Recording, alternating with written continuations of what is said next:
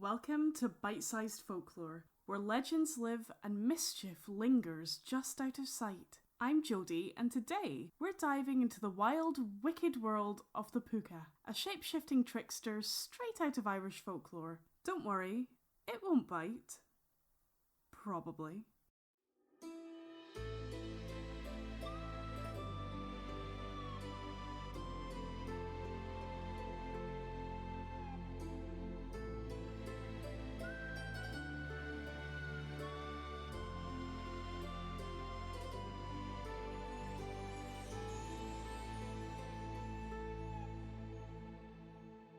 The Puca is one of Ireland's most elusive and unpredictable creatures. It's a shapeshifter, slipping between forms at will.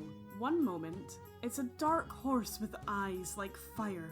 The next, a giant rabbit, a goblin, or a shadowy figure in human clothes. But whatever form it takes, the Puca always carries the same spirit. Wild, clever, and just a little bit wicked.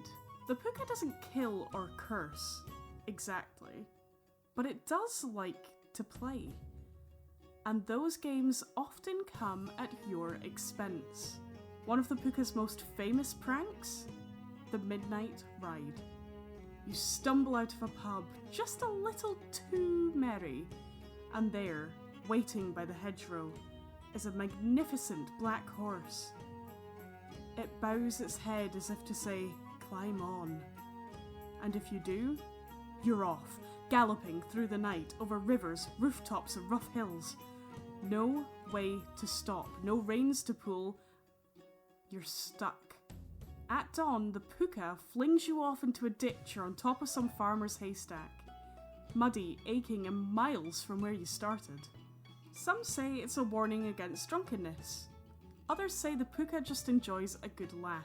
Either way, it always rides alone, except when it's tricking someone into joining it. But not everybody feared the Puca.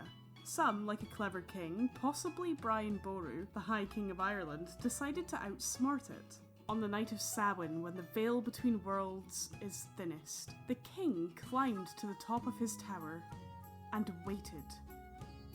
He'd heard of the Puca's tricks, and he had a plan.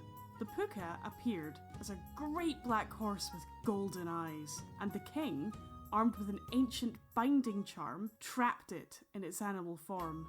The creature howled, but it could not flee. The king offered a deal. "Each harvest," he said, "you'll use your strength not to frighten, but to help. Carry the poor's crops from field to barn. You will serve, not scare the people." Bound by the spell, the Puca agreed.